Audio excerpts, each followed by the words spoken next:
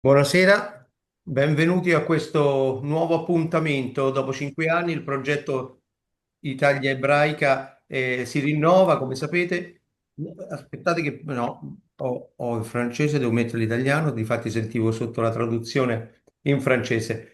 Questa sera ovviamente io vi presento in italiano perché non conosco abbastanza bene il francese e il nostro programma Jewish Italy Around the World, Ufarazda Yamma Vakedma Vezzafona Vanegma, ti espanderai a destra e a sinistra, a nord e a sud e a proposito dei tesori dell'Italia ebraica diffusi e ben tutelati e anche salvaguardati in tante parti d'Europa e del mondo. Questa sera abbiamo con noi Claire de Coms, che è la curatrice responsabile del patrimonio di un museo noto, importante dell'Europa ebraica, che è il Museo di Arte e di Storia del Giudaismo, noto come MAJ, appunto sito a Parigi in un quartiere denso di storia e di tradizioni ebraiche, che è appunto Marais.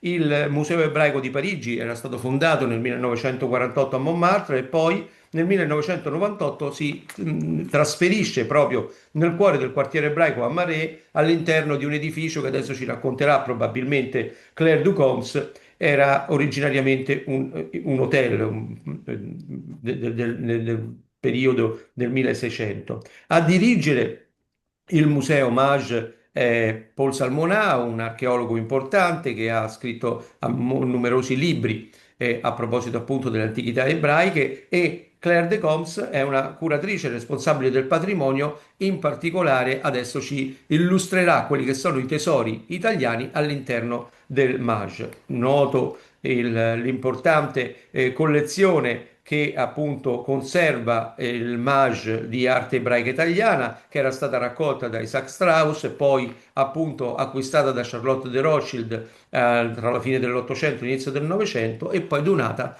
al Museo di Cluny, che è in sostanza il museo di provenienza di molta parte dei tesori che poi arrivano al Maj, al Museo di Arte e Storia del Giudaismo di Parigi.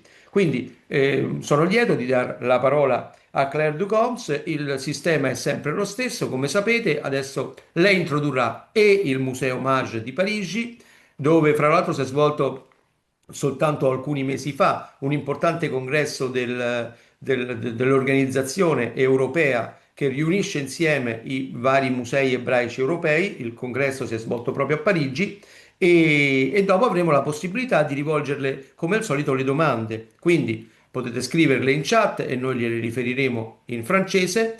Ricordo che chi vuole ascoltare la conferenza in francese lo può fare mettendo interpretariato sotto nella barra degli strumenti, selezionando francese se vuole ascoltare il francese o italiano se vuole ascoltare appunto la versione in italiano. Ringrazio Susanna che anche questa volta ci offre il servizio di traduzione di questo bello incontro. Grazie Claire per essere con noi, ti do la parola. Merci beaucoup. Alors, je partage mon écran.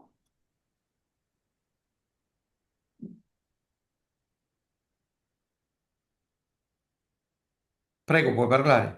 Voilà, alors voilà. Alors bonjour à tous, hein. Je suis très heureuse d'être invitée à cette conférence et aussi très flattée de cette invitation donc par ce très très beau musée de Ferrare auquel que j'ai eu l'occasion de visiter à deux reprises.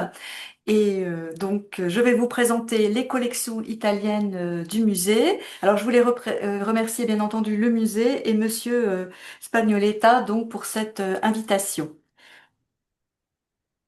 Alors, attendez, qu'est-ce que je fais? Voilà. Alors, ce musée est, comme vous l'a dit donc Monsieur Spagnoletta, hébergé par un magnifique hôtel particulier qui se trouve dans le quartier du Marais à Paris, qui est un ancien quartier juif à l'époque médiévale, mais aussi à partir de la fin du XVIIIe siècle.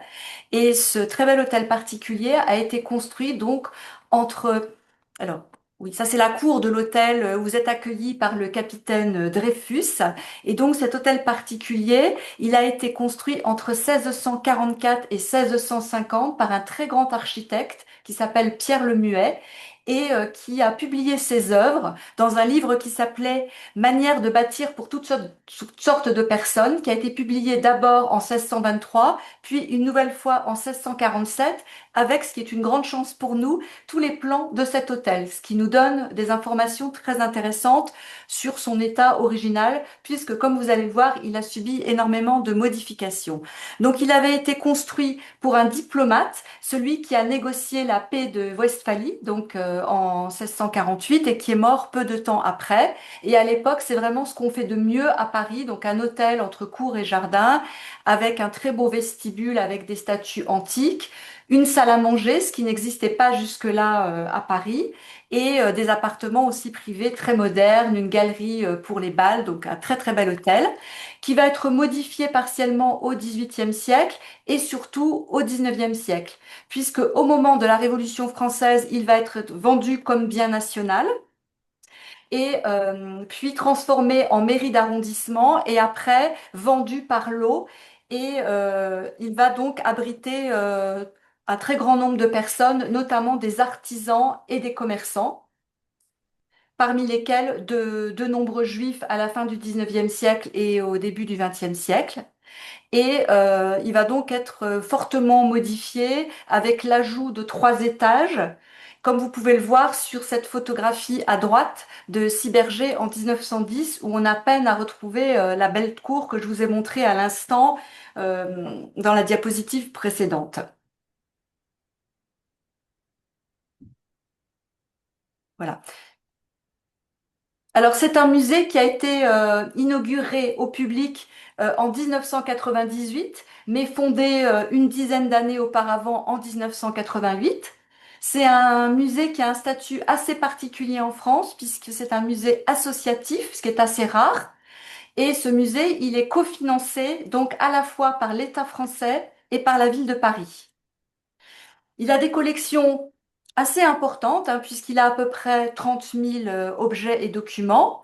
Et ce qui est original, c'est qu'il couvre un espace géographique très large, puisque c'est le seul musée d'Europe qui n'est pas seulement des collections nationales ou régionales, mais des collections du monde entier, enfin presque du monde entier, mais disons de toute l'Europe et de tout le monde méditerranéen. Et en fait, il n'y a qu'à New York et à Jérusalem qu'on retrouve des musées avec des collections aussi vastes et aussi, disons, universelles. Alors, les collections de ce musée, elles sont constituées en plusieurs étapes. Alors déjà, il y a une première collection importante, donc comme il a été dit en introduction, qui se trouvait au musée de Cluny. Donc le musée de Cluny, c'est le musée national du Moyen Âge, qui est aussi dans un très bel hôtel, mais là médiéval, à Paris. Et, euh, et donc ces collections qui ont été déposées au mage, ce qui veut dire que le mage n'en est pas propriétaire, mais qu'il peut en bénéficier. Euh, donc pour les présenter au public. Et dans cet ensemble, donc il y a toutes les stèles funéraires qui ont été trouvées dans un cimetière médiéval qui se trouvait donc juste à côté du musée de Cluny, d'ailleurs sur la rive gauche de la Seine, un cimetière qui a été abandonné après l'expulsion des Juifs de France en 1306. Et puis, donc, la fameuse collection Strauss, sur laquelle je vais revenir dans quelques instants, qui est la première grande collection de ce qu'on appelle aujourd'hui des Judaïka, et donc une collection extrêmement précieuse. Alors, il a aussi bénéficié d'autres dépôts, notamment d'autres musées français, comme le Musée national d'art moderne, mais aussi de communautés juives, du Consistoire de Paris, donc de très nombreux déposants. Et puis, alors là, c'est un don, il a reçu les collections du petit musée d'art juif qui avait été fondé par des rescapés de la Shoah en 1948 à Montmartre, rue des Saules. Donc un musée très modeste, hein, dans un appartement de 3 pièces, mais des pièces néanmoins assez importantes. Et vous voyez donc un exemple, par exemple à droite, avec cette petite amulette, donc achetée en 1961 par ce musée d'art juif. Et puis, bien sûr, depuis, de très nombreuses acquisitions, hein. On rentre plusieurs centaines d'objets tous les ans. Alors, essentiellement des dons, de toutes sortes, des dons modestes, puis d'autres plus importants, mais qui ont tous une grande valeur à nos yeux et à notre cœur. Et puis donc aussi des achats. Voilà, par exemple, là, je vous montre la Souka, qui est notre trésor. Notre directeur dit que c'est notre Joconde. Et une cabane, donc, qui n'est pas du tout italienne, hein, puisqu'elle est de la région du lac de Constance, mais qui est le premier achat du mage et le numéro un de l'inventaire. Et donc, une cabane qui est, à part, il y a un exemple au musée d'Israël, mais autrement, c'est vraiment une cabane tout à fait exceptionnelle qui date du milieu du 19e siècle. Alors, pour revenir donc aux spécificités du musée, on dira que le mage a une approche vraiment laïque du fait religieux et on insiste beaucoup sur le fait que le judaïsme a toujours évolué dans le temps, contrairement à ce que certains pourraient penser, et qu'il y a une grande diversité aussi de pratiques, non seulement dans l'espace donc, mais aussi dans le temps. Et on aborde vraiment le judaïsme comme une civilisation, c'est-à-dire qu'on va aborder tous les aspects de la vie et non pas seulement donc la religion. Et on essaye aussi de ne pas avoir une vision, disons, trop lacrymale, trop nostalgique.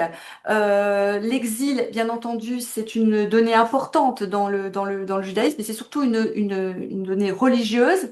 Et en fait, s'il y a eu des périodes extrêmement dures, des périodes tragiques dans l'histoire juive, il y a eu aussi des moments d'intégration où les Juifs ont été bien acceptés, et beaucoup se sont sentis appartenir pleinement aux cultures des pays dans lesquels ils vivaient. Et il faut se dire de toute façon qu'à toutes les époques, même quand ils vivaient dans les ghettos, comme ghetto de Venise par exemple, les Juifs suivaient les modes de leur temps et de leur pays. Et aussi qu'ils avaient en grosso modo les mêmes goûts.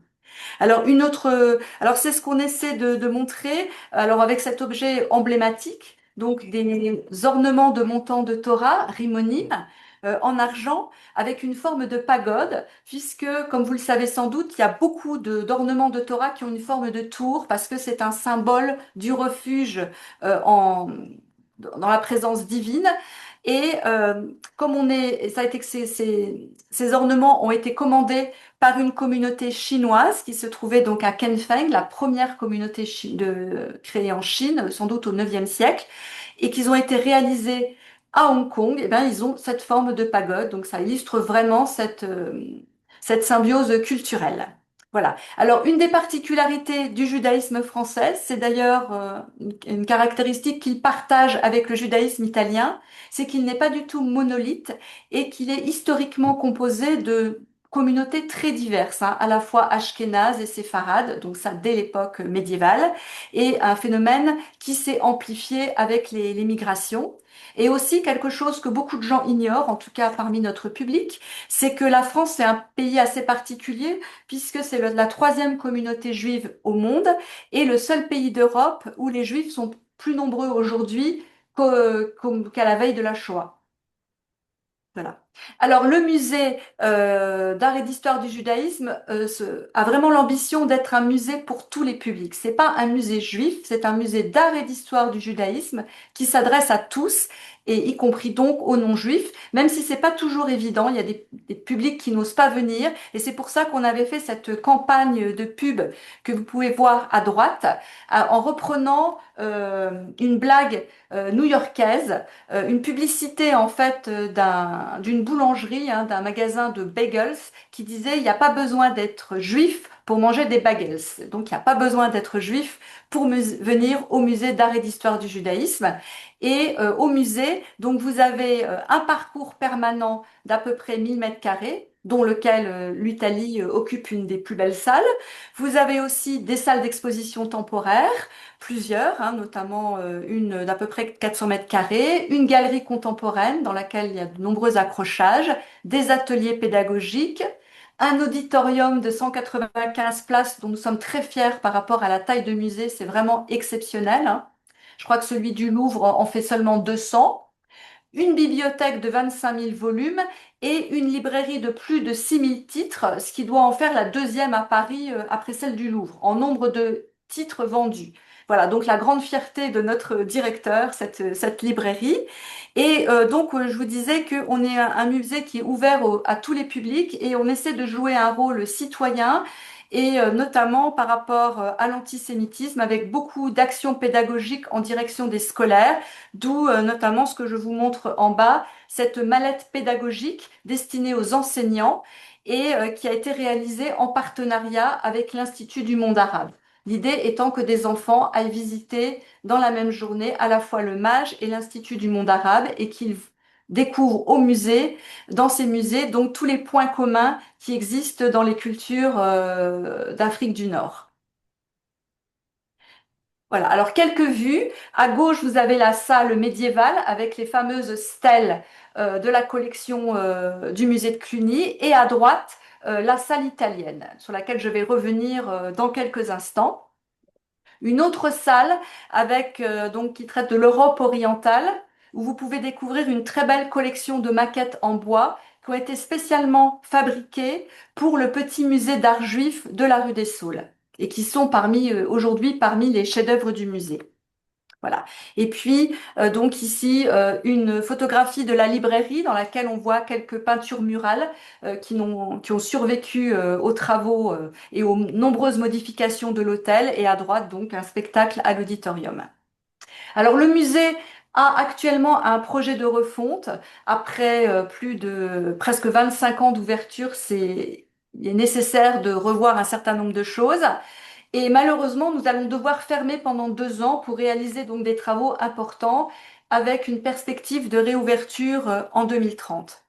Alors en fait, euh, parmi les problèmes que nous avons à résoudre, il y a un vrai manque de place, hein. Donc, et puis des problèmes de circulation, puisque actuellement on a des salles d'exposition temporaire sur 3 niveaux, donc ce qui est vraiment pas pratique, très étroite. Et puis notre parcours permanent est un cul-de-sac, c'est-à-dire que le public est obligé de faire demi-tour pour repartir, ce qui est quand même pas idéal. Voilà. Et donc je vous disais, on manque de place. Et notamment pour présenter l'histoire des Juifs de France, qu'on est le seul musée au monde, et bien sûr en France, à pouvoir présenter, puisque au départ, quand le musée a ouvert, l'accent avait plutôt été mis sur les chefs-d'œuvre, puisqu'il s'agissait de légitimer la création d'un musée de ce type dans un pays où pour beaucoup, à l'époque, hein, il n'y avait pas d'art juif. Aujourd'hui, on a dépassé ce type de débat. Mais à l'époque, la priorité, elle était vraiment d'asseoir la dignité de ces collections. Mais aujourd'hui, on a besoin de contextualiser et de redonner donc des éléments historiques plus précis. Et pour l'histoire des Juifs de France, il y a beaucoup de sujets qui ne sont pas traités. À l'époque, par exemple, à l'époque moderne, l'émancipation est dans un espace très étroit. Et puis surtout, on s'arrête après la Première Guerre mondiale. Donc on a vraiment le projet d'aller jusqu'à nos jours et de parler aussi de tous les changements qui sont apparus après la Seconde Guerre mondiale, notamment l'arrivée des Juifs d'Afrique du Nord. Et justement, ces Juifs d'Afrique du Nord, on voudrait leur donner plus de place dans le parcours du musée parce que c'est un reproche qui nous est souvent fait, alors qu'aujourd'hui, en fait, la majorité des Juifs de France viennent d'Afrique du Nord, donc que ce soit du Maroc, de Tunisie, d'Algérie bien sûr, voilà. Et aussi approcher la culture de ces Juifs d'une manière moins ethnographique, plus large et surtout donc plus historique. Voilà. Euh, alors tout ça, donc, c'est ce qu'on veut faire. Le problème que nous avons, c'est que dans le quartier du Marais, on ne peut rien construire, donc on ne peut pas agrandir le musée. On est obligé de faire avec l'existant. Donc la seule solution qui a été trouvée, c'est d'agrandir le musée sur nos bureaux actuels et sur notre bibliothèque qui vont donc déménager. Mais rassurez-vous, enfin, c'est surtout pour nous d'ailleurs que c'est important, mais on va pas avoir besoin de déménager très loin parce qu'en fait, on va s'installer dans une école euh, désaffectée qui se trouve à quelques centaines de mètres du musée. Voilà, donc il ne devrait pas y avoir de gros changements pour le public, si ce n'est donc durant cette période de fermeture, durant laquelle nous essayerons de faire vivre le musée. Voilà. Alors, comme annoncé il y a quelques minutes, je vais vous dire un mot donc de cette collection Strauss qui explique l'importance de nos connexions italiennes et le fait donc que nous ayons hommage à un certain nombre vraiment de chefs-d'œuvre insignes.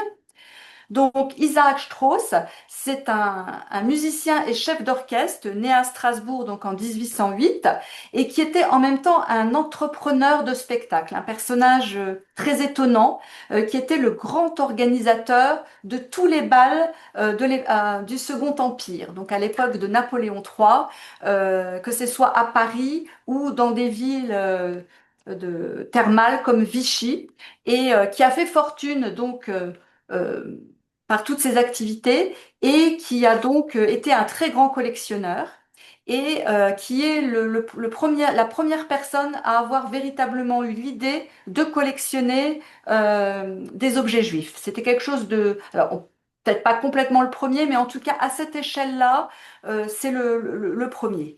Donc là, je vous montre un portrait et une publication dans un journal très grand public à l'occasion de son exposition, donc de cette collection, donc en 1878 lors d'une exposition universelle. Donc c'est vous montrer l'importance de cette collection, qu'elle a été montrée donc dans cette exposition universelle. Donc à l'époque, il y avait 82 objets de la collection qui ont été montrés. Et puis un petit peu plus tard, la collection a de nouveau été montrée, cette fois-ci à Londres, avec un peu plus d'objets, 130. Et à ce moment-là, à Londres, il y avait une autre collection, donc d'un autre personnage important, donc David Sasson, d'origine anglo-indienne. Et donc, on voit vraiment quelque chose qui est historiquement très important dans le domaine du collectionnisme des objets juifs. Et à l'occasion donc de la première exposition, mais aussi de la seconde, il y avait eu un catalogue raisonné, on dirait aujourd'hui, qui avait été publié pour accompagner l'exposition. C'est ce que je vous montre en bas de cette diapositive et avec un objet italien, donc un pupitre de lecture que vous allez voir dans quelques instants. Alors cette collection, donc à la mort de Strauss en 1888, sa collection a été rachetée juste après par la baronne Charlotte de Rothschild, qui voulait en fait en faire don à l'État. Son idée, c'était vraiment qu'il fallait que la culture juive rentre dans les musées français. Ce qui est quelque chose de très novateur à l'époque et qui d'ailleurs a été très critiqué, hein. Il y a eu beaucoup de gens qui ont été scandalisés et qui ont vu vraiment une forme de profanation et donc des débats très violents, en tout cas avec nos oreilles d'aujourd'hui. Et donc, elle l'a donné à l'État qui les a placés au musée de Cluny, qui était déjà donc le musée du Moyen Âge. Et on voit donc sur cette diapositive donc une présentation d'une vitrine et aussi le plan du musée avec donc cette salle juive intégralement consacrée donc aux cultures du judaïsme. Et donc cette salle, elle a fonctionné jusqu'en 1940 et après la guerre, où elle avait été mise en sécurité, elle n'a pas été réinstallée et donc elle n'était plus vue par le public avant donc d'arriver au Mage. Voilà.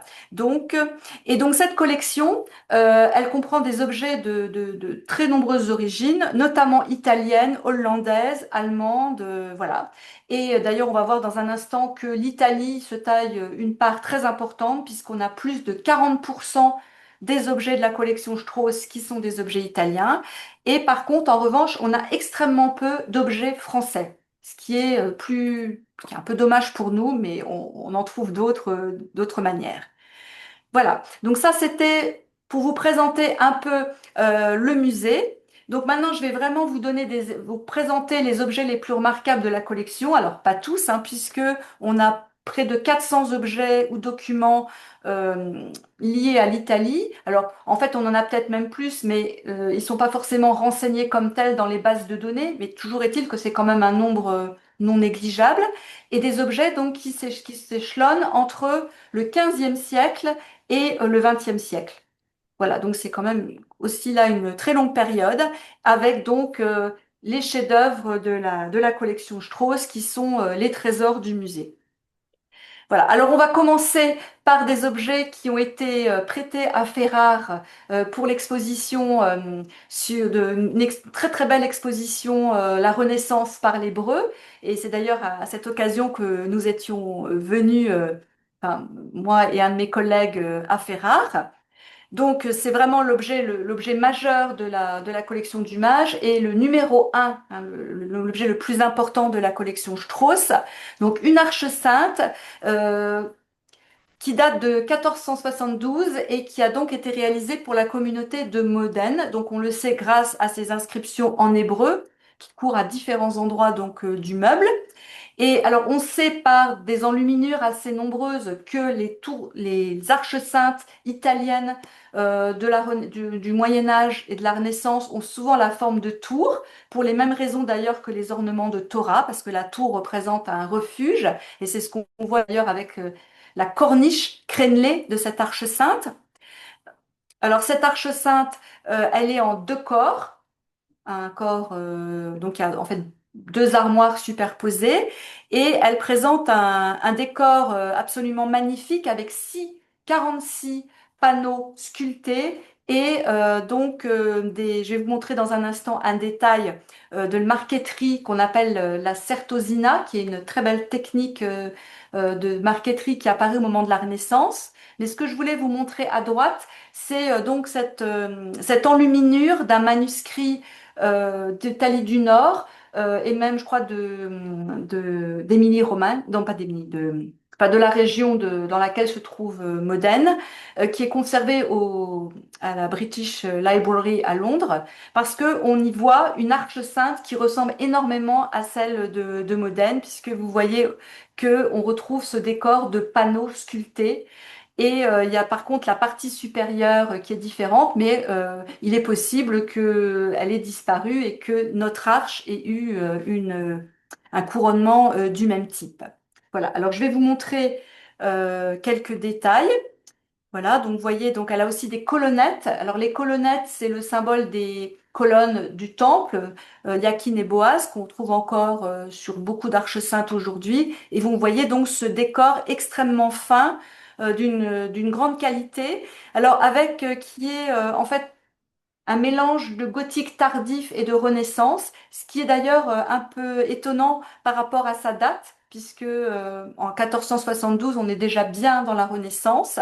Mais vu la qualité de ce travail, on l'a rapproché des œuvres de l'artiste Cristoforo Canozzi dei Landinaro, Lara, qui est donc un sculpteur qui travaillait pour la famille d'Este et qui a réalisé notamment donc ce meuble que je vous montre, un meuble civil qui se trouve à New York au Cluster Museum, mais aussi donc des stalles et des boiseries, je crois d'ailleurs à Modène même et dans d'autres villes. Voilà, donc une œuvre vraiment majeure de la Renaissance italienne. Alors là, je vous montre une photo quand on ouvre l'arche. Et vous voyez que, alors ça c'est un dispositif aussi assez étonnant. Vous avez une petite tablette qu'on peut tirer et qui permet à l'officiant d'avoir un petit pupitre sur lequel il peut poser son livre de lecture. Et ce pupitre, vous avez un très beau décor qui représente l'arbre de vie, hein, qu'on retrouve aussi souvent dans l'art juif.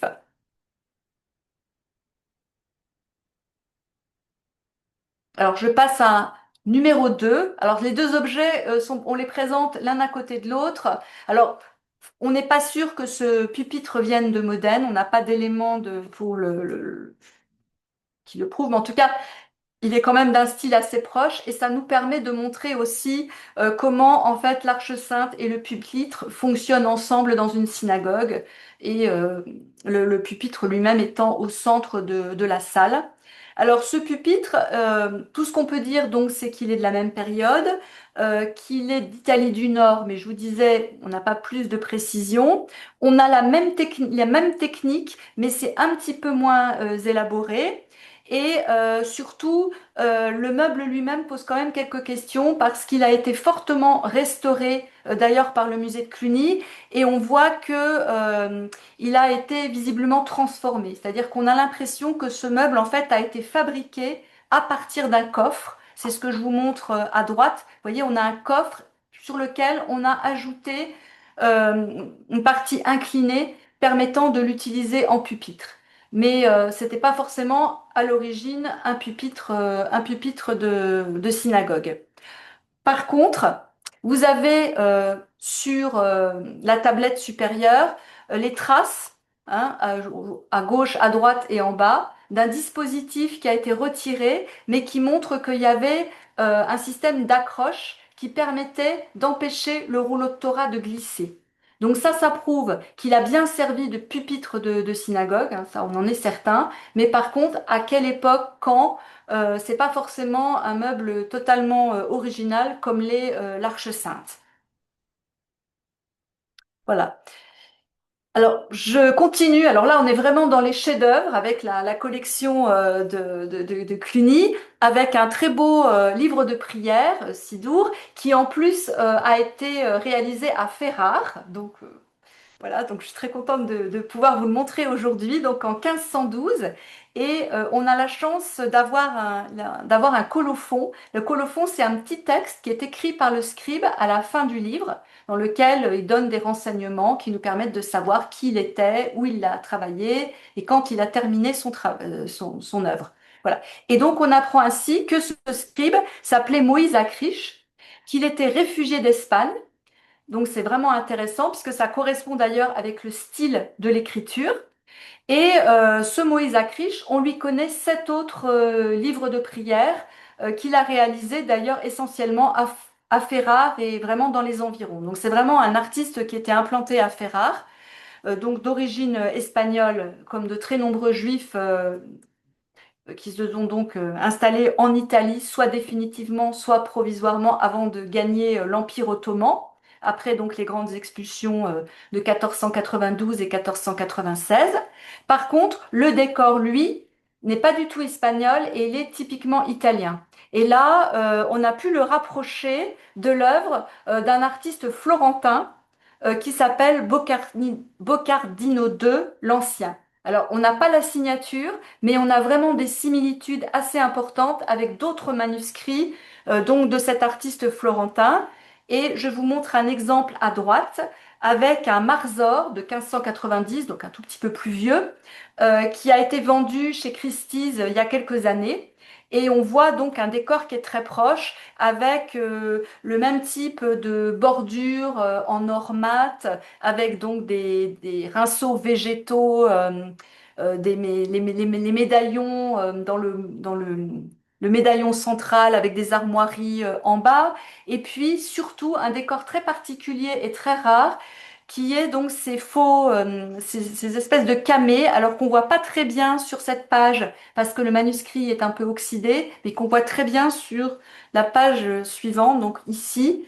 Et donc des personnages, alors en fait c'est les personnages bibliques, mais qui sont représentés à la manière donc des anciens empereurs romains. Donc c'est quelque chose de très particulier. Et quand on voit ces deux pages, on voit vraiment une similitude assez importante. Voilà. Par ailleurs, je crois que ce manuscrit a des éléments vraiment spécifiques du rituel de Ferrare. Voilà. Alors, un autre élément important de ces collections italiennes du musée de Cluny, c'est un ensemble de bagues de mariage. Alors, il y en a 23. Alors, elles sont de qualités diverses. Ces bagues de mariage, alors, c'est des bagues qui étaient utilisées pendant la cérémonie du mariage pour marquer, en fait, l'acquisition, je dis bien l'acquisition, entre guillemets, de la femme par le marié. Et donc c'était une seule bague et non pas des alliances comme on peut en échanger aujourd'hui. Et cette bague, elle devait être assez grosse pour qu'on la voie de loin pendant la cérémonie et elle n'était pas portée le reste du temps. Donc elle était vraiment fabriquée pour la cérémonie du mariage et comme c'était des objets assez chers, puisqu'ils devaient être en or exclusivement. Donc on a des décors, des mots, mais on n'a jamais de pierres précieuses, par exemple, puisqu'on s'est jugé moins précieux que l'or. Ces bagues, elles appartenaient souvent aux communautés. Et la caractéristique, c'est qu'elles ont souvent donc un chaton qui a la forme d'une petite maison. Et cette petite maison, elle va symboliser euh, le, le le foyer donc du jeune couple. Et on retrouve aussi des inscriptions en hébreu et notamment Mazal Tov. Alors, je vous disais, elles sont très diverses. Elles sont aussi de périodes. Alors, il y en a. En fait, elles sont réputé remonte du 15e au 18e siècle, mais c'est pas du tout évident et il est probable que une partie de ces bagues ne sont pas originales, puisqu'on sait que c'est des objets, il y a beaucoup d'objets de ce type qui ont été fabriqués au 19e siècle pour des collectionneurs. Donc on n'est pas certain de leur authenticité. Par contre, on sait que c'est un objet qui existait bien enfin, en Italie, mais pas seulement, et on le sait grâce à l'archéologie, puisqu'on en a retrouvé par exemple à Fürth, mais aussi en France, à Colmar, dans un trésor lié à la peste noire, donc des Juifs qui sont partis précipitamment en abandonnant leurs biens, et donc on avait une très belle bague très proche avec cette même forme et la même inscription. Et puis on en voit une sur une ketouba, alors viennoise, de 1392, et on voit bien la forme du petit chaton en haut. Donc cette bague qui est brandie par un personnage. Et on voit aussi sur l'enluminure que je vous ai mis à gauche, on voit bien dans ce mariage les fiancés, donc le fiancé qui euh, met cette bague au doigt de la fiancée. Voilà. Donc objet bien attesté, très vraisemblable, mais pas forcément complètement authentique. Voilà. Alors, on a d'autres objets dans la collection Strauss, notamment ce très beau coffre de Torah, dont on sait qu'il a été réalisé en 1807 à la mémoire d'un défunt, comme c'est souvent le cas. Et puis, il y a aussi une collection très importante de textiles. Alors ça, pour nous, c'est très bien parce qu'on n'en a pas d'autres. Et donc avec ce parorette, ce rideau d'Arche-Sainte du XVIIIe siècle, mais aussi donc des objets beaucoup plus anciens, puisqu'on a quatre bandelettes de Torah, donc on appelle mapotes, et donc c'est des bandelettes qui servent à protéger les rouleaux de Torah et qui en Italie sont souvent réalisées par des femmes mariées avec une inscription dans laquelle elles donnent leur nom, parfois aussi celui de leur mari. Et dans l'une d'elles, on a une date en 1582, voilà. Et ce sont des textiles absolument magnifiques, voilà. Et puis ces napperons qui sont très intéressants un ensemble donc lié aux fêtes de début d'année, donc ce qu'on appelle les fêtes de Tishri, avec une iconographie très particulière, puisque vous avez, alors je vous les ai essayé de vous les mettre dans l'ordre, vous avez à gauche, en haut à gauche, vous avez le chauffard, la corne dans laquelle on joue, enfin, qu'on sonne pour le nouvel an. À côté, vous avez le fil d'écarlate qui est décrit dans la Bible au moment du rituel donc du bouc émissaire. Donc ça fait référence à Kippour. Et puis en dessous, les deux d'en dessous, ce décor évoque en fait Hoshana Rabbah, qui est le dernier jour de Sukkot, où on fait des prières pour faire venir la pluie. Donc à gauche, vous avez ce qu'on appelle les aravot, c'est un bouquet de branches de saule qu'on va frapper au sol. Et à droite, vous avez le résultat attendu, c'est-à-dire des nuages qui vont apporter la pluie.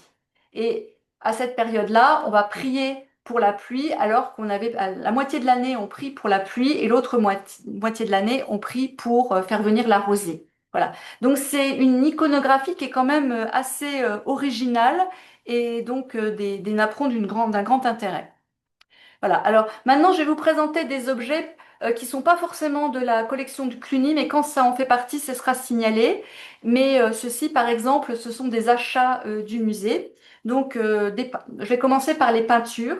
Donc, on a un ensemble de quatre tableaux d'un peintre qui s'appelle Marco Marcuola, qui est né à Vérone et qui était actif à Venise et qui était principalement auteur de décors de théâtre mais qui a aussi donc représenté un certain nombre de rites dans un ghetto juif. Alors peut-être celui de Venise, on ne sait pas, peut-être un autre, et qui sont extrêmement intéressants. Alors je commence par le premier, c'est celui du mariage.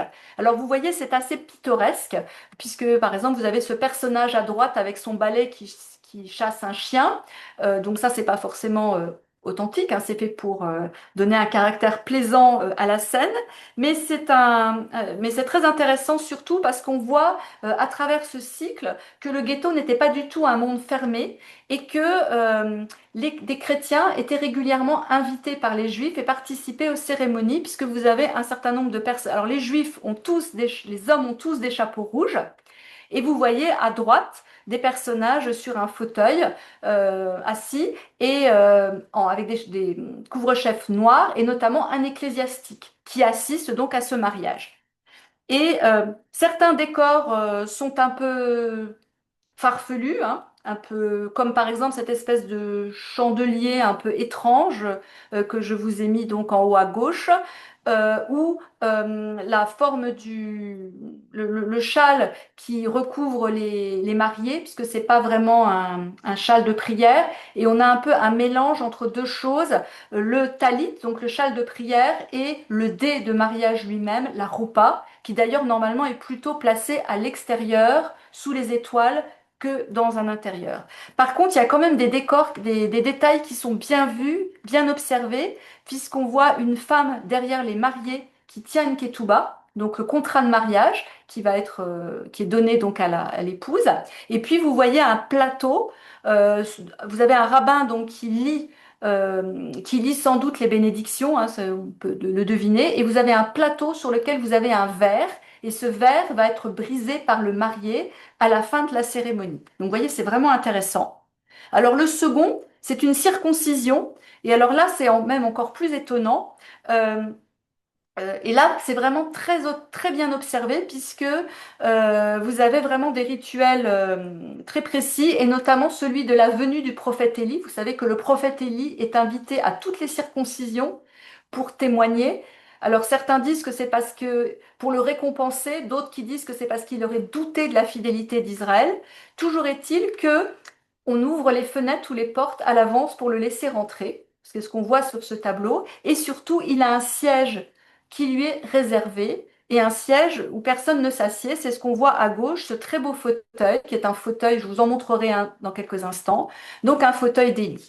Et puis, alors vous avez là aussi sur cette scène, comme dans les précédentes, vous voyez que vous avez des non-juifs, en tout cas vous avez un personnage derrière qui est invité à cette cérémonie, mais vous avez la scène même de la circoncision, vous avez un usage qui est très très particulier à l'Italie, qui est que le parrain qui tient l'enfant est assis sur la table. Et ça, c'est pour qu'il soit en hauteur et que donc le circonciseur, le moelle, puisse opérer plus facilement. Mais dans d'autres cas, il est assis sur un siège rehaussé. Là, c'est pas le cas. Et c'est vraiment intéressant parce que c'est donc un- une disposition qu'on retrouve sur des enluminures, notamment sur ce manuscrit de Parme, où vous voyez bien la même scène, le parrain qui est assis sur une table. Et puis, c'est quelque chose qu'avait observé Montaigne, puisque Montaigne, qui est, euh, qui a des origines juives, mais qui est chrétien, mais a voyagé en Italie et notamment dans le ghetto de Rome. Il a assisté à une circoncision et il a noté ce détail. Alors, on en a deux autres qui représentent, donc c'est vraiment les étapes de la vie. Alors, on n'a pas la bar mitzvah parce qu'à cette époque, ça n'a pas vraiment d'importance, hein. C'est une cérémonie qui n'est devenue importante qu'avec la modernité au XIXe siècle. Mais vous avez un cortège funéraire et ce qu'on voit là, alors les cimetières étaient toujours éloignés des villes c'était pas toujours, c'était parfois un peu périlleux puisque là on voit des enfants qui jettent des pierres sur le cortège et en bas on voit la cérémonie des funérailles au cimetière. Et alors là il y a des choses qui sont justes comme le fait que vous avez un rabbin qui fait sans doute l'éloge du défunt et que vous avez un minyan, c'est-à-dire au moins 10 personnes qui sont réunies pour pouvoir réciter les prières. Par contre, vous avez un certain nombre de détails qui sont plus curieux, comme le fait que le cercueil soit ouvert. Ça, dans le judaïsme, ce serait considéré comme peu respectueux du mort. Et quand on voit le cimetière, il y a aussi des éléments bien observés, notamment le fait qu'il n'y ait pas de dalles, de stèles, puisque il y a toujours un délai avant la pose de la pierre, de la stèle funéraire, hein, de 30 jours pour les séfarades, de 1 an pour les ashkénazes. En tout cas, c'est pas tout de suite. On voit aussi les ouvriers qui creusent les fosses au dernier moment, mais ces fosses, elles paraissent quand même assez grandes, alors que normalement, il n'y a qu'un seul défunt. Mais en tout cas, vous voyez, c'est un ensemble qui est extrêmement riche sur le plan iconographique et qui est très utile à nos médiatrices pour expliquer les rites juifs. Alors, je passe à un autre tableau qui montre un intérieur de synagogue. Alors, c'est un tableau du XVIIIe siècle. Alors, on reconnaît bien l'organisation italienne d'une synagogue, on aperçoit en haut d'ailleurs les tribunes des femmes. Et puis, là aussi, vous avez donc des personnages qui sont invités. Vous voyez, à gauche, vous avez là encore des hommes avec des grands chapeaux noirs qui ne sont pas juifs et qui assistent à la cérémonie et les juifs eux-mêmes qu'on reconnaît à leur chapeau jaune. Alors il y en a un ou deux qui ont un chapeau rouge, mais là c'est des chapeaux jaunes. Voilà. Et c'est un tableau alors qui ne nous appartient pas, mais qui est un dépôt du musée de Cavaillon. Alors un autre tableau plus énigmatique d'Alexandro Magnasco, qui est un artiste donc très très connu, qui s'appelle Funérailles juives.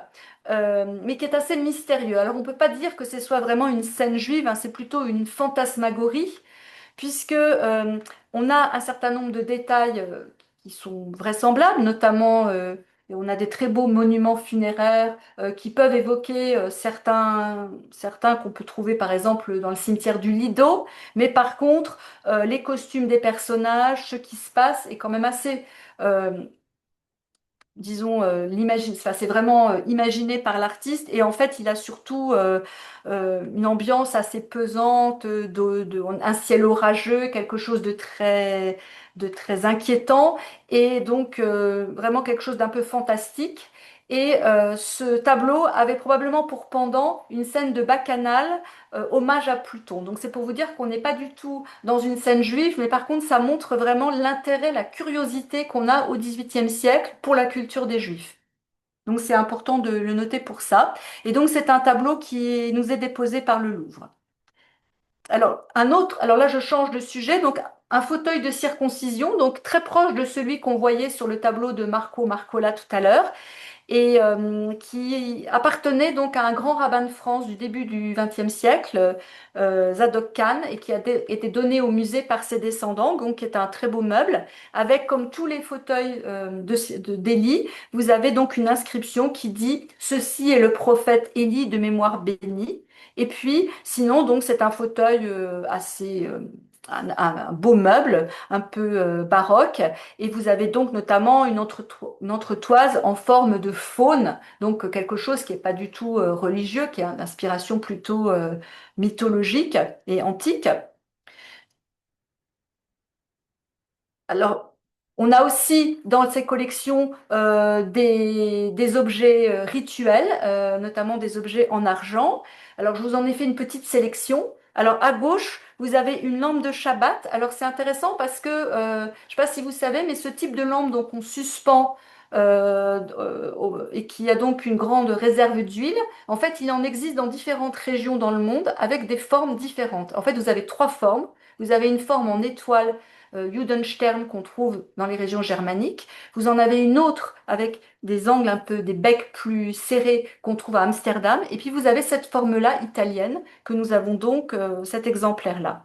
Alors on a aussi au milieu donc des ornements de Torah, des rimonimes, et qui viennent de Turin, qui ont été fabriqués donc à la fin du XVIIIe siècle en 1780 et qui ont été offerts, alors je ne sais pas à quelle synagogue, probablement à celle de la rue Buffo à Paris, par les comtes Isaac et Moïse de Camondo. Alors, les Camondo, c'est des personnages aussi très intéressants. Ce sont des juifs de l'Empire ottoman, des banquiers, qui sont passés par l'Italie, donc avaient la nationalité italienne, puis avant de venir donc s'installer à Paris, et qui ont fait de très nombreux dons au musée français en général, et dont des objets juifs. Et puis à droite, vous avez donc aussi un objet plus modeste, hein, une boîte à bessamim, donc pour les épices du Shabbat, et qui là aussi a une histoire intéressante puisqu'elle appartenait à une famille livournaise, donc ces juifs de Livourne, qui étaient souvent des grands marchands et qui est donc installée à Tunis. Au début du 19e siècle, comme beaucoup de juifs qu'on appelle les Grana aujourd'hui, qui sont donc des juifs d'origine italienne, qui se sont donc implantés en Italie, et c'est un don de la famille. Alors, dans les objets de culte, nous avons maintenant donc des lampes de Hanouka. Alors, c'est assez ordinaire. On en a pas mal, avec la question de leur authenticité qui n'est pas certaine du tout, puisqu'on a très souvent des surmoulages. Et beaucoup sont de style Renaissance, mais donc probablement plutôt du 19e siècle et non pas du 16e siècle. Un ensemble de contrats de mariage magnifiques, on en a 13, alors notamment donc un de Modène en 1752 de la collection Strauss, un autre à droite qui est un dépôt de l'Alliance israélite universelle, avec des décors très très fins, notamment des découpages dans l'épaisseur du parchemin et donc un décor très riche. Alors d'autres exemples, donc dans d'autres villes, donc une collection assez riche. On a aussi une vingtaine de rouleaux d'Esther, donc c'est beaucoup. Quelques-uns de la collection de Strauss, mais pas tous. Donc un autre qui appartenait à la famille de Camondo. Donc vous voyez des magnifiques, c'est parmi les plus beaux que nous ayons au musée. Et avec ce qu'on observe souvent au XVIIIe siècle d'une manière générale et d'ailleurs aussi parfois plus rarement sur les ketubot, mais c'est le fait que le parchemin reste très à la mode, mais pour des raisons d'économie, on va avoir tendance à fabriquer des décors avec imprimés qu'on va mettre en couleur à la main. Plutôt que de faire appel à un enlumineur qui va dessiner l'entièreté du décor. Donc vous avez plusieurs exemples, notamment un qui est signé d'un graveur connu, Francesco Griselli. Et puis à droite, je vous montre deux exemples. On en a deux rouleaux qui sont exactement sont faits avec les mêmes plaques, donc ont exactement le même décor, mais dans des couleurs différentes. Alors excusez-moi pour cette annonce sonore. C'est la fermeture du musée. Alors un autre très beau, toujours du même scribe Griselli. Alors dans un autre ordre d'idées, donc on a aussi des décorations de soukha avec différentes inscriptions. Celle à droite fait référence aux ushpizin, c'est-à-dire les invités invisibles, les patriarches qui viennent dans la soukha. Et puis à gauche, une acquisition récente qui est donc d'il y a 2 ans, qui porte un décor qui fait référence aux 4 espèces. Donc, ce qu'on appelle le loulave. Donc, vous voyez, de chaque côté, vous avez cette palme, le loulave, et dans les angles, vous avez les 4 espèces, donc ces 4 végétaux qui composent le loulave. Donc, c'est une gravure qui est extrêmement rare et qui donc remonte au XVIIIe siècle. On a aussi de très nombreux livres. Alors, j'en en ai mis très peu, mais pour vous montrer donc des livres importants dans l'histoire de l'imprimerie. Donc, comme par exemple cet incunable, donc un livre de 1485, imprimé à Sonsino. Évidemment, le Talmud de Bomberg à Venise, avec une édition de 1522. Et puis d'autres livres, comme par exemple l'édition Princeps du Sefer Yetzira à Mantoue en 1562 ou une Agada de Venise. Donc là, c'est une réédition en 1740 de celle de 1609, mais avec exactement le même décor d'origine et qui avait été réalisée en 3 versions, une en yiddish, une en judéo-espagnol et une en judéo-italien. On continue à faire des acquisitions de livres et donc notamment là, je vous montre, c'était l'année dernière, un livre lié à la shrita, donc à l'abattage rituel et qui a vraiment des illustrations très intéressantes et qui date de 1832. Et puis pour finir, quelques documents historiques. Alors je vous en ai sélectionné quelques-uns. À gauche, vous avez un règlement qui concerne les finances de la communauté de Ferrare en 1771. Et puis en bas, c'est assez étonnant et plus inattendu. Vous avez donc cette publication qui fait référence à une visite de souverain et à l'occasion desquelles il y a eu des illuminations dans la ville de Vérone. en 1760, et dont des illuminations dans le ghetto, avec donc ces grandes gravures qui montrent ces décors éphémères, comme on en faisait à l'époque. Et puis, ici, donc, 5 plans et coupes du temple israélite de Livourne. Oh, c'est en français, qui sont vraiment importants, puisque c'est vraiment, on voit vraiment bien comment était l'organisation dans l'espace avec les différents étages, puisqu'il y a plusieurs niveaux de tribunes, donc, de cette synagogue de Livourne. Et puis pour terminer, quelques documents qui parlent de l'époque française, si je puis dire, de l'Italie, l'occupation napoléonienne, avec à gauche un décret qui demandait aux Juifs de l'Empire de se choisir un nom fixe. Et donc là, il a été imprimé dans tous les départements. Et donc, à l'époque, le département du Tarot, à Parme, faisait partie de l'Empire. Donc, il y a eu une version qui a été imprimée, que je vous montre ici. Et puis, à droite, un rabbin très connu, Abraham Colonia, de Mantoue, qui a participé au Grand Sanhédrin, qui était même le vice-président du Grand Sanhédrin, un épisode très important dans l'émancipation, enfin à l'époque napoléonienne, qui a, disons, fondé ce qu'on appelle aujourd'hui l'israélitisme, cette séparation entre la vie privée et la vie religieuse, qui fait que les Juifs acceptent et vivent les lois de la République et vivent comme tout le monde, et qui a été donc entériné de manière très solennelle. Et puis par la suite, il a été un des grands rabbins du consistoire central. Voilà, alors j'ai terminé, j'espère que je n'ai pas été trop longue. Oups. Assolutamente no. Guarda, saremmo stati a guardare le tue slides ancora tanto, tanto, tanto tempo perché sono eccezionali. Hai mostrato dei tesori. Mi ascolti? Hai messo la traduzione? Sì, sì, vedo che l'hai Oui, ascoltata. oui, Mi très stai bien. ascoltando? Oui, oui. Ok, è stato davvero bellissimo, non troppo lungo, interessantissimo. Ci sono stati dei tesori che hai mostrato, alcuni davvero anche io non li conoscevo.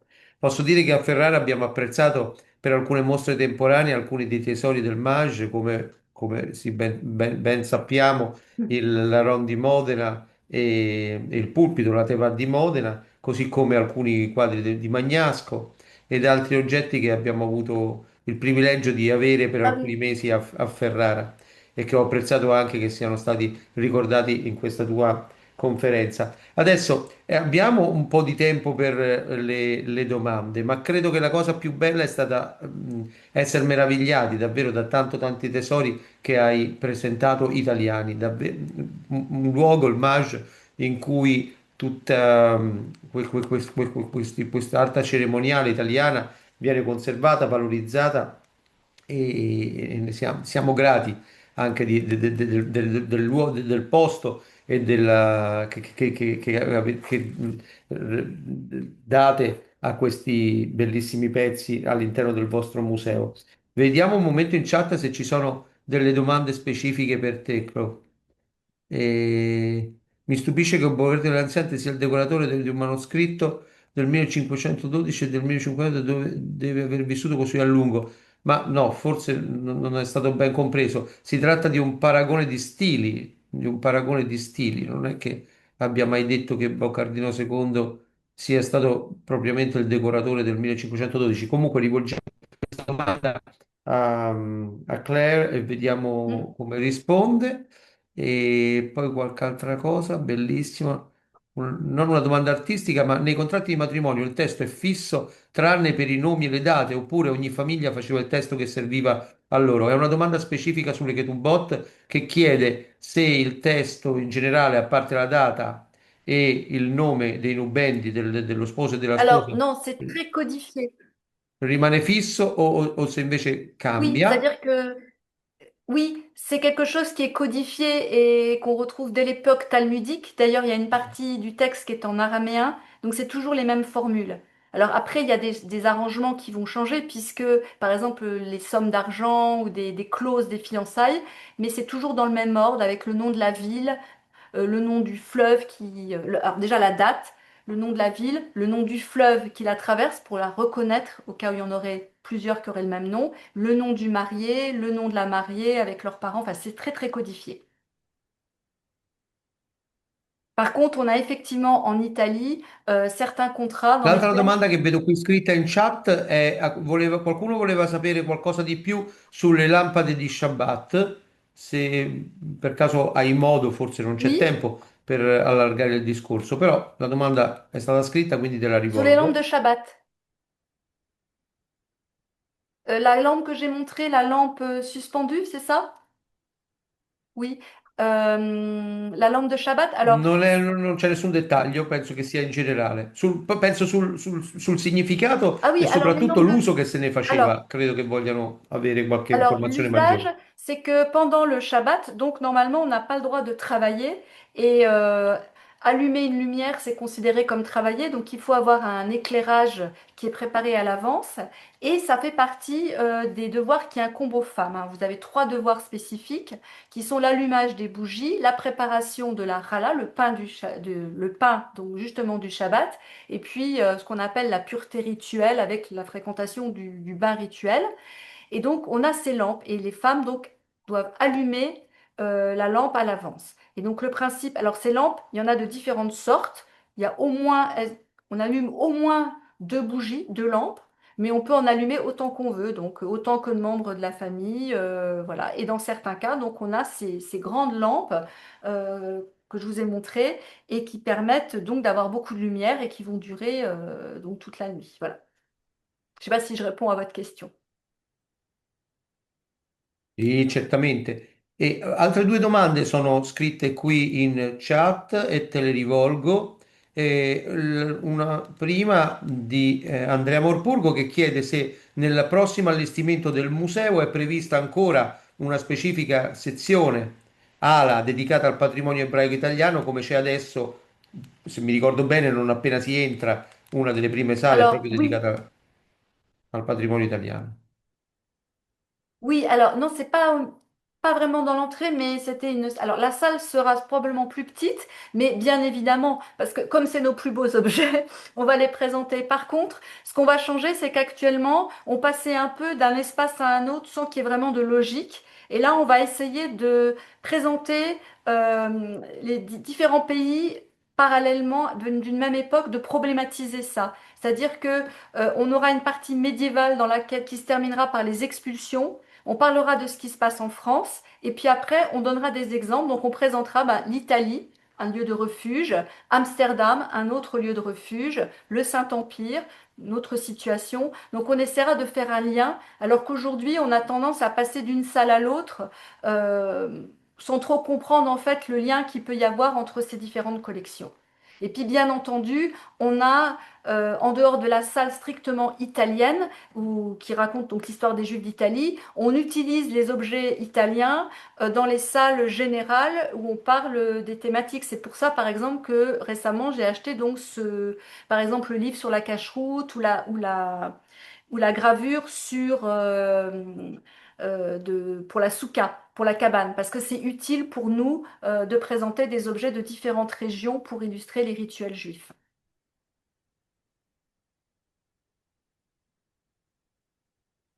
Adesso, David Cassuto, che saluto con tanta cordialità ed affetto, chiedeva per quanto riguarda la Ron di Modena, Hmm. si chiedeva se era stato restaurato in tempi recenti, ultimamente, e quando. Non, non, il n'a pas été. Alors, je dirais pas qu'il a jamais été restauré, mais il n'a pas été restauré, en tout cas récemment.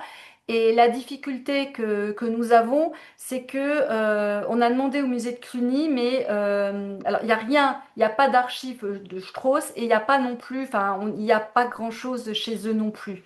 Je sais qu'on avait demandé au conservateur qui s'en occupait avant de la prêter à Ferrare et on n'avait pas eu beaucoup d'informations. E per quanto riguarda invece l'incisione della circoncisione, cioè era un quadro, non era un'incisione, della circoncisione, sì. Oui, Sulla sedia mi chiedono se si oui. sedeva il padrino o il muel, il sandak o il muel, il circoncisore. Chi è che si sedeva sulla sedia? Però in quel caso abbiamo visto che esisteva la sedia di Oui, Eliao che era par un. posta a sinistra, mentre il, Oui, il y a toujours deux. il padrino Oui, era sulle ginocchia del padrino c'era il bambino che doveva essere sottoposto alla oui, Milà. E quindi non lo so, forse c'est ça. voleva C'est-à-dire una spiegazione di il y a questa scena. toujours, en principe, il y a deux sièges. Puisque, en fait, il faut bien que le circonciseur, il peut pas être assis, puisqu'il est devant pour circoncire. Donc, l'enfant, il est tenu par son parrain. Mais en fait, vous avez des tas de cas différents selon les endroits, y compris d'ailleurs en Italie. C'est-à-dire que vous pouvez avoir deux fauteuils identiques. Un fauteuil comme ce qu'on a vu, le fauteuil d'Élie, un beau fauteuil, et puis un fauteuil surélevé qui est plus confortable pour le circonciseur. Ça dépend des endroits. Et dans d'autres régions, comme par exemple en Alsace-Lorraine, vous avez un banc avec deux places. Il y en a une qui reste vide. Et on a même dans le comtat vénessin, c'est assez amusant, vous avez un petit fauteuil d'Élie minuscule qui est placé en hauteur, un peu comme un petit meuble de poupée là, qui serait monté bah, à 3-4 mètres de hauteur. Voilà, donc il y a plein de configurations. Le seul point commun, c'est vraiment l'idée que normalement, on laisse un fauteuil libre au prophète Élie. Et un autre, donc, qui sert vraiment pour la cérémonie, pour le parrain et l'enfant.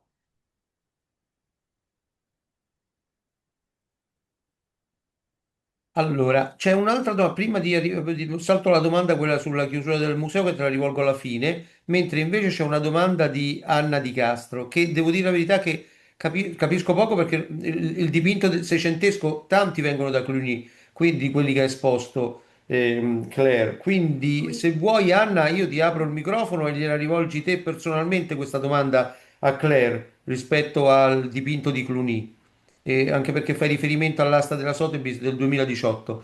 Se sei d'accordo e se gli organizzatori riescono a individuarti, apriamo il microfono ad Anna che formulerà direttamente la domanda a Claire. Ah oui, oui, il y en a effectivement. Alors, c'est pas de Cluny, c'est de Cavaillon. Et effectivement, ça nous a posé problème. On l'a appris parce que, en tout cas, on pensait que c'était un tableau unique.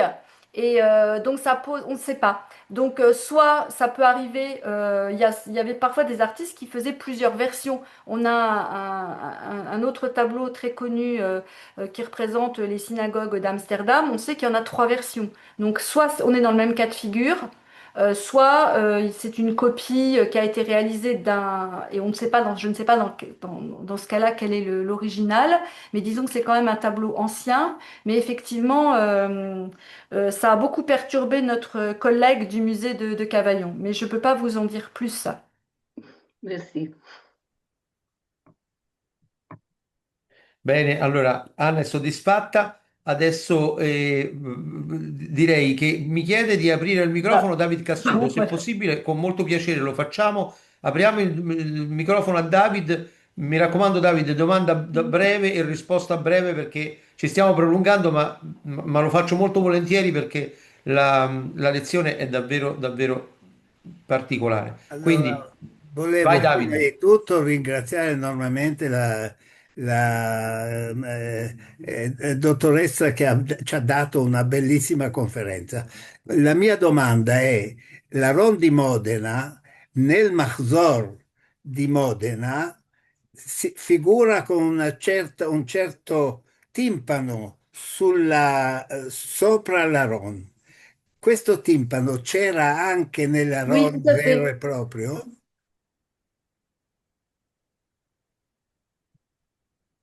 Non, c'est pas. Disons que quand on voit on ne sait pas dans quel état il était quand il est rentré dans la collection de Strauss. Ce qui est certain, euh, c'est que quand il est présenté à l'exposition universelle, sur les gravures, il n'y a pas ce couronnement. Voilà, donc peut-être qu'il avait disparu entre-temps. C'est difficile de répondre à la question, mais Peut-être c'est une question qui se pose. on peut regarder sur les toits Oui, il faudrait aller voir. À vrai dire, je connais pas cette gravure depuis très longtemps et l'arche n'est pas, malheureusement, on a regardé l'arche sous toutes ses coutures, si je puis dire, quand on l'a prêtée à Ferrare avec un éclairage vraiment un très très bon éclairage, mais à l'époque, on s'est pas posé la question. Et c'est vrai que c'est un peu haut et pas facile, mais ça vaudrait peut-être effectivement le coup d'aller voir. Merci, merci. Va bene. C'è un'ultima domanda che ci chiedeva se, se il museo adesso è chiuso e non riaprirà altro che il 2030, ma Non, no, pas da quanto maintenant. mi ricordo, cioè, il museo adesso è ancora aperto. Ben, alors, alors, je vais revenir là-dessus, effectivement. C'est-à-dire qu'on va être obligé de fermer pendant 2 ans. A priori, on fermera en 2028 et on rouvrira en 2030. Alors, c'est susceptible de glisser de quelques mois, mais voilà. Mais normalement, c'est pas tout de suite. Vous avez encore 2 ans, peut-être même plus, au moins 2 ans, vous pouvez venir au Mage. Et pendant la fermeture, on essaiera de continuer à avoir un maximum d'activités, de trouver des salles à l'extérieur pour avoir des événements, si possible, de trouver un local pour la librairie, de continuer les activités pédagogiques, etc. Enfin, on essaiera de rester d'une certaine manière ouvert, mais voilà. Mais donc, c'est pas pour tout de suite. Mais ça se rapproche. Disons que là où ça se rapproche, c'est qu'on a le concours d'architectes qui est en cours. On connaîtra le lauréat, je crois, lundi. Donc, on rentre dans une phase active.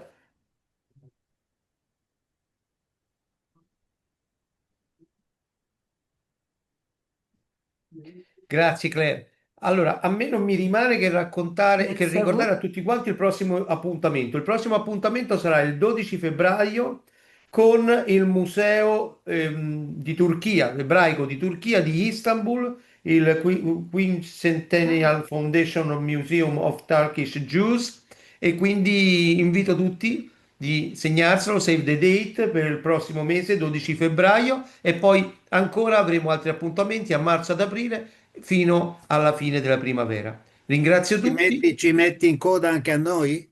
e sarete in coda, sì, probabilmente prendete lo slot, quando dici voi probabilmente ti riferisci al Museo Nahon. Sì, sì, sì, sì, si capisce. Sì, dovreste partecipare a marzo. Ho sentito oggi la Mirella e quindi con molto molto piacere saremo ben lieti di avere anche voi come parte della grande diaspora italiana che è andata in tanti posti, in particolare sicuramente a Gerusalemme. Grazie. Grazie a voi a tutti, buon fine settimana, Shabbat Shalom e buona domenica, arrivederci. Grazie a Merci beaucoup. tutti. Merci. Merci beaucoup. Au revoir. Grazie tantissime Claire, davvero, e Merci. grazie dirlo anche a Paul che gli siamo tanto tanto grati. Bien sûr. Il vient de rentrer. Je l'ai aperçu. Je vais lui dire. Voilà. Voilà. Eh ben, merci beaucoup, hein. Bonjour. Bonjour, Gianni.